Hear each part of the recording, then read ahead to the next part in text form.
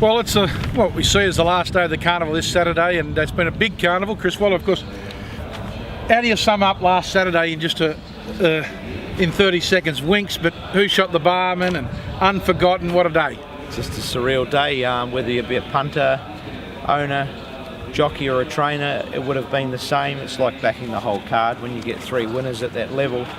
When Winks is one of them, when Unforgotten's a bright star coming through the ranks, and then to top it all off, who shot the barman, a 9-year-old winning a Sydney Cup, probably only equalled by a Melbourne Cup in terms of staying races. So really was a special day, and one that we'll remember for a long time. A good winner in Brisbane and a black type, improvised. You had Savakul win in Melbourne, is going to the Oaks, and you had a couple of winners, I think it was at Newcastle. Yeah, well done.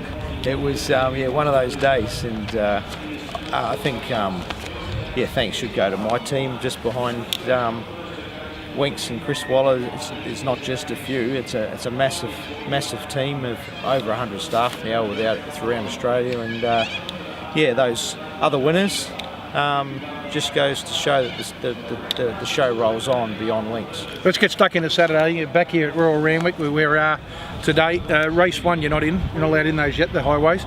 Race 2, in times of war, our girl, a little wide gate, would have loved to have seen it draw 1 or 2. Yeah, exactly.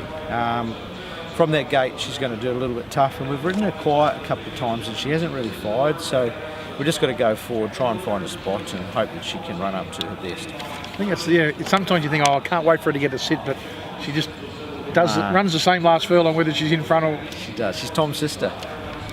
What about race 4, the Frank Packer Plate? 2 runners here, but Tangled, who's done a super job. He has. Saturday's a bit of a trial with him. We've got the blinkers back on.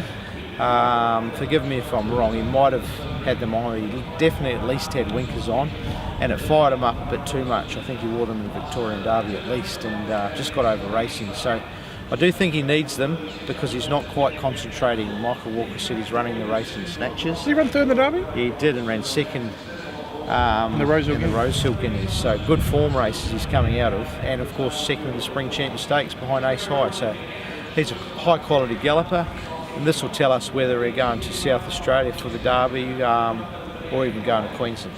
I was going to ask you that. Well, what about the other one? I know you got a Derby in mind for it, Higher Ground.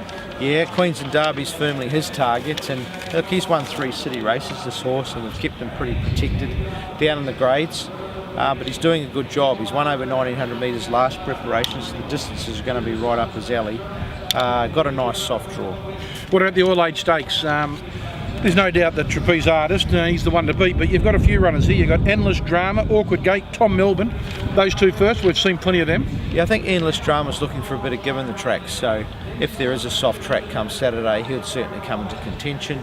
Tom Melbourne, he was terrific in the Doncaster. I'm just hoping he didn't take too much out of him. No signs at home to say it has, but he went forward from his wide gate. He got a bit keen and probably told on him, but he was only beaten probably a length max. Did a super job. And then of course the Japanese. The Japanese one. What is it? Centono Racing. Centono Racing. Look, he's a middle distance stayer, resuming over 1400 against the Australian sprinters. Realistically, he can't win. Hugh Bowman rode him Tuesday morning, said worked terrific, but just lacked a turn of foot. So based on that, and him not riding it, would suggest that probably needs a little bit further. So I'm not saying he can't, I just want to see him attacking the line. We all respect Japanese form, but I think Hollandale Cup, Doomben Cup's where he's likely to hit. Rightio. That's not a good sign, is it? God, worked terrific.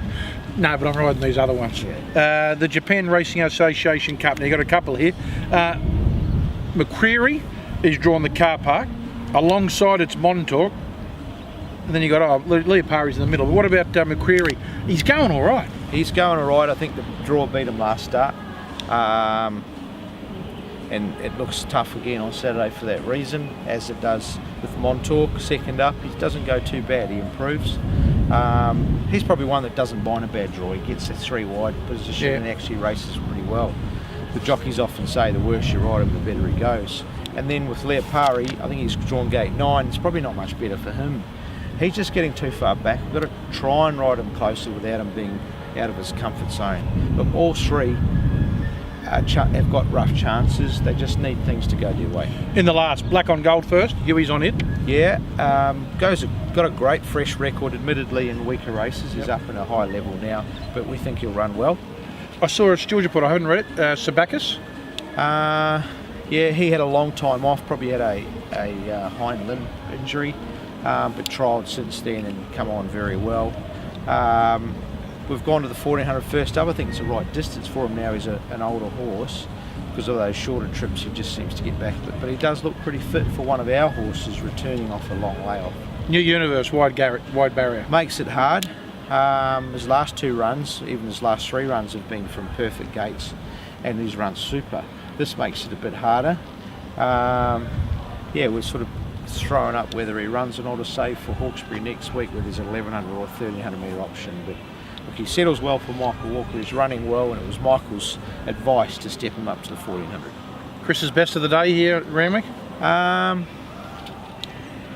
I'd say it'd been the Frank Packer plate with, I don't know, Tangled if he improves the blinkers, but keep a very close watch on higher ground. I reckon he's a really good horse in the making. Good luck. Thank you. The mare's getting ready for the Everest? No, not at this stage.